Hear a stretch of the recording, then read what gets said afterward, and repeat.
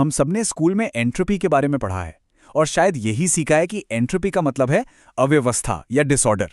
एक साफ सुथरा कमरा मतलब कम एंट्रोपी, और वही कमरा अगर बिखरा हुआ हो तो मतलब ज्यादा एंट्रोपी। काफी आसान लगता है ना? लेकिन क्या हो अगर ये पूरी कहानी का सिर्फ एक छोटा और शायद गुमराह करने वाला हिस्सा हो? क्या हो अगर एंट्रोपी का असली मतलब कुछ और ही हो, कुछ ज्यादा गहरा और हैरान करने वाला? तो चलिए इस पुरानी सोच को चुनौती देते हैं और इसके लिए हम एक बहुत ही आम सी चीज का इस्तेमाल करेंगे जिसे हम में से कई लोग रोज देखते हैं। जरा सोचिए, आप एक कप गर्म कॉफी में ठंडा दूध डाल रहे हैं। शुरू में दूध और कॉफी के कितने खूबसूरत जटिल से पैटर्न बनते हैं, है ना? ये देखने में काफी बेतरतीब, काफी अव्यवस्थित लगते हैं, पर कुछ ही देर में ये सब घुल मिलकर एक शांत, एक जैसे भूरे रंग में बदल जाता है। ये देखने में ज्यादा व्यवस्थित, ज्यादा शांत लगता है। तो अब सवाल ये है, इन दोनों में से किस अवस्था की एंट्रोपी ज्यादा है? अगर हम अव्यवस्था वाली परिभाषा को ही सच माने तो जवाब एकदम साफ होना चाहिए। वो शुरुआती घुमावदार पैटर्न ही तो ज्यादा अव्यवस्थित थे। और बस यहीं पर हमारी सारी समझ पूरी तरह से पलट जाती है। सच तो ये है कि उस शांत, एक जैसी दिखने वाली कॉफी की एंट्रोपी असल में सबसे ज्यादा है। पर यह कैसे हो सकता है? एक ज्यादा व्यवस्थित दिखने वाली चीज की एंट्रोपी ज्यादा कैसे हो सकती है? यही आज की हमारी सबसे बड़ी पहेली है। महान वैज्ञानिक रिचर्ड फाइनमैन ने भी इसी तरह का एक गहरा सवाल उठाया था। देखिए, एटम्स की दुनिया में फिजिक्स के नियम समय में आगे और पीछे दोनों तरफ एक जैसे काम करते हैं। उनके लिए बीता हुआ कल और आने वाला कल एक जैसा है। तो फिर हमारी दुनिया में समय का तीर हमेशा एक ही दिशा में क्यों चलता है? दूध कभी भी कॉफी से अपने आप अलग क्यों नहीं हो जाता? इस रहस्य को सुलझाने की चाबी एटम्स की हरकतों में नहीं, बल्कि संभावना के गणित यानी स्टैटिस्टिक्स में छुपी है। और इसे समझने के लिए चलिए कंचों का एक बहुत ही आसान सा खेल खेलते हैं। कल्पना कीजिए कि आपने एक खाली डब्बे में 10 कंचे फेंके। क्या लगता है, उनके एक सीधी लाइन में आके रुकने की संभावना ज्यादा है या फिर उनके यूं ही बिखरे हुए रहने की? हमारा मन तो तुरंत यही कहता है कि बिखरा हुआ पैटर्न ज्यादा संभावित है, लेकिन गणित कुछ और ही कहता है। सच तो ये है कि कंचों का किसी भी एक खास बिखरे हुए पैटर्न में आना उतना ही मुश्किल है जितना कि उनका एक सीधी लाइन में आना। जी हां, हर एक अकेले पैटर्न की संभावना बिल्कुल बराबर है। तो फिर हमें ऐसा क्यों लगता है कि बिखरे हुए पैटर्न ज्यादा आम हैं? तो असली राज क्या है? राज गिनती में छिपा है। देखिए, कंचों के सीधी लाइन में लगने के तरीके बहुत कम हैं, शायद गिनती के कुछ ही। लेकिन बिखरे हुए दिखने के अनगिनत करोड़ों अरबों तरीके हैं। तो बात किसी एक पैटर्न के आने की नहीं है, बात यह है कि कुछ नतीजे ऐसे होते हैं जिनके होने के तरीके बहुत ज्यादा होते हैं, और सिस्टम हमेशा उधर ही जाता है जिधर जाने के रास्ते सबसे ज्यादा हों। चलिए अब इसी विचार को थोड़ा और व्यवस्थित तरीके से समझते हैं। इसके लिए हमें 2 नए शब्द सीखने होंगे जो एंट्रोपी को देखने का हमारा नजरिया हमेशा के लिए बदल देंगे। पहला शब्द है मैक्रोस्टेट। ये वो बड़ी तस्वीर है जो हम अपनी आंखों से देखते हैं।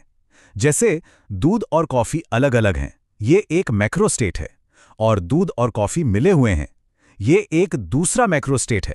और दूसरा शब्द है माइक्रोस्टेट। ये है पर्दे के पीछे की कहानी कि परमाणु और अणु असल में क्या कर रहे हैं। हर कण की अपनी सटीक जगह और अपनी गति। कंचों के खेल में हर एक खास पैटर्न एक अलग माइक्रोस्टेट था। और अब आती है एंट्रोपी की असली और बेहद खूबसूरत परिभाषा। एंट्रोपी अव्यवस्था का माप नहीं है। एंट्रोपी बस इस बात की गिनती है कि किसी एक मैक्रोस्टेट को हासिल करने के कितने अलग-अलग माइक्रोस्टेट्स यानी कितने अलग-अलग तरीके मौजूद हैं। इस नई समझ के साथ थर्मोडायनामिक्स का दूसरा नियम अचानक शीशे की तरह साफ हो जाता है। ये कोई लोहे का कानून नहीं है, ये बस संभावना का खेल है। सिस्टम बस उस अवस्था की तरफ बढ़ते हैं जिसके होने के तरीके सबसे ज्यादा हैं। ये इतना सरल है और साथ ही इतना गहरा भी। तो अब जब हमने ये नया नियम सीख लिया है, तो चलिए एक वैज्ञानिक की तरह सोचते हैं और इसे तोड़ने की कोशिश करते हैं। ऐसा करने से हमारी समझ और भी मजबूत होगी। तो देखते हैं 3 मशहूर विचार प्रयोग।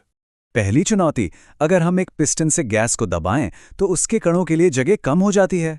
कम जगह का मतलब तो कम माइक्रोस्टेट्स होना चाहिए, यानी एंट्रोपी कम होनी चाहिए, है ना? लेकिन यहाँ एक पेच है। जब हम गैस को दबाते हैं तो वो गर्म हो जाती है। कणों की बढ़ी हुई रफ्तार की वजह से ऊर्जा के बंटवारे के इतने सारे नए तरीके खुल जाते हैं कि कुल माइक्रोस्टेट्स असल में बढ़ जाते हैं। दूसरी चुनौती है मैक्सवेल का दानव, एक छोटा काल्पनिक जीव जो तेज और धीमे अणुओं को अलग अलग कर सकता है, जिससे एंट्रोपी कम हो जाती है। लेकिन यहाँ एक बहुत ही दिलचस्प बात सामने आई। ऐसा करने के लिए दानव को हर अणु की जानकारी हासिल करनी होगी, और जानकारी को इकट्ठा करने की इस प्रक्रिया में दानव के दिमाग की एंट्रोपी उतनी बढ़ जाती है जितनी गैस की कम हुई थी। और आखिर में हमारे घर का फ्रिज, वो अंदर एक ठंडी यानी कम एंट्रोपी वाली जगह बनाता है।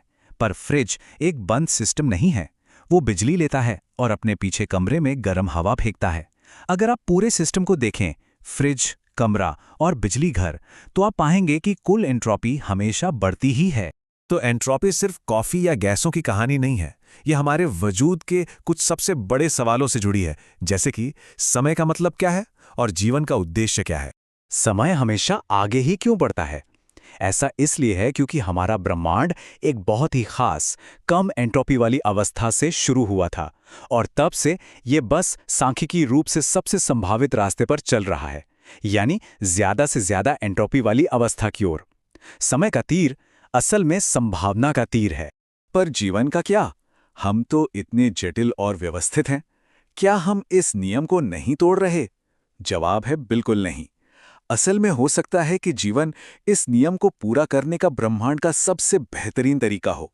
जीवन सूरज जैसी कम एंट्रोपी वाली ऊर्जा को लेता है, अपने अंदर खूबसूरत व्यवस्था बनाता है, लेकिन इस प्रक्रिया में वो उस ऊर्जा को गर्मी के रूप में बहुत बड़े पैमाने पर बिखेर देता है। इससे ब्रह्मांड की कुल एंट्रोपी बहुत तेजी से बढ़ती है। जीवन एंट्रोपी की लहर से लड़ता नहीं, बल्कि उस पर सवारी करता है। अब जो बात सामने आती है वो सच में हैरान कर देने वाली है।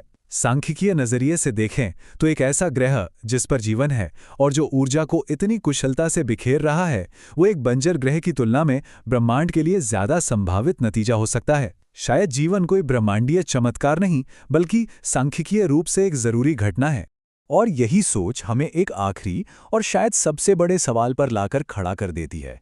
अगर जीवन, और खासकर बुद्धिमान जीवन, एंट्रोपी बढ़ाने का इतना बेहतरीन तरीका है और सांख्यिकीय रूप से इतना संभावित है, तो जब हम रात में आसमान को देखते हैं तो वो इतना शांत और खाली क्यों नजर आता है? बाकी सब कहाँ हैं? ये वो सवाल है जिस पर सोचना बनता है।